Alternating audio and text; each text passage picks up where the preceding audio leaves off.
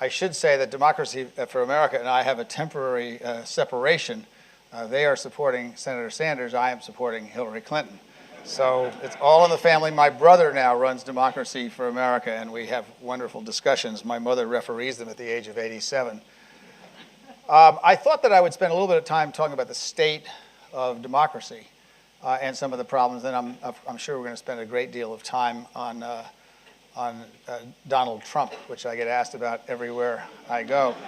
NDI, I'm also on the board of the National Democratic Institute, and we organized a meeting in Serbia last week or the week before, which is the kind of thing that NDI does, and we brought together the three leading parties from 7 countries on the grounds that that's where they can talk to each other, which they don't do at home. And it was terrific, except that we had to organize a special hour to speak about Donald Trump. Otherwise, the whole program would have been disrupted with these questions. I also just want to say how much I like talking in Europe. It's so refreshing. I know everybody in Europe believes that the Americans are always acting without thinking, and it's true, so it's wonderful to come to a place where they think without acting.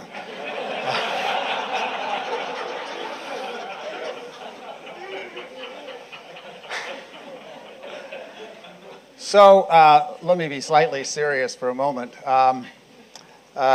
Winston Churchill was fond of saying that democracy is the worst form of government except for every other. And I think we've had a very difficult time with democracy. The roots in the last couple of decades, the roots, you could trace this back to anywhere. I prefer to trace it back to 1994 when for the first time the Republicans took over the House in the United States. And they did it by polarizing the electorate as much as they possibly could and demonizing their opponents. Since that time, that's become a weapon that's been used all over the world. And of course, the Republicans didn't invent this in 1994. This is a standard way of gaining power, is to demonize the opponent, say outrageous things about them, get some people to believe them, hopefully enough people just to put you over the edge.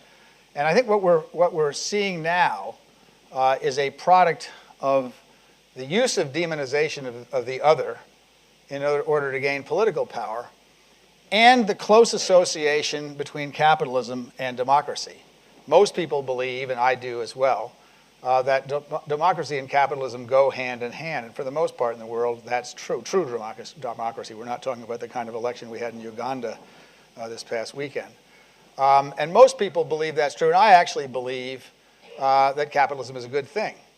But the problem is that capitalism has created an enormous downdraft for a lot of middle-class people. This is sort of the Bernie Sanders message and why he's done so well.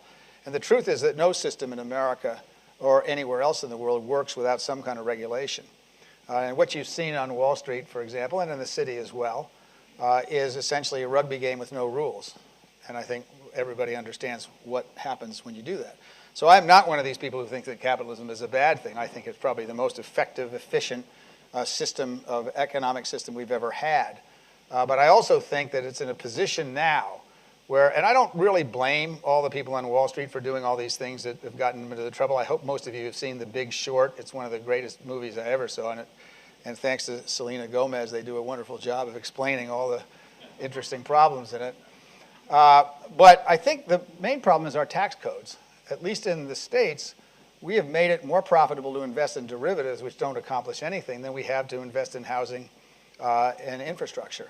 And so the real solution to this in the long run, much as politicians all over the Western world are talking about more regulation and taxing wealthy people and so forth, none of which I have anything particular against, but it's not the most efficient way to change things. I think we have to begin with our tax codes, and I think we have to reward the kind of behavior we want because incentives, in fact, work.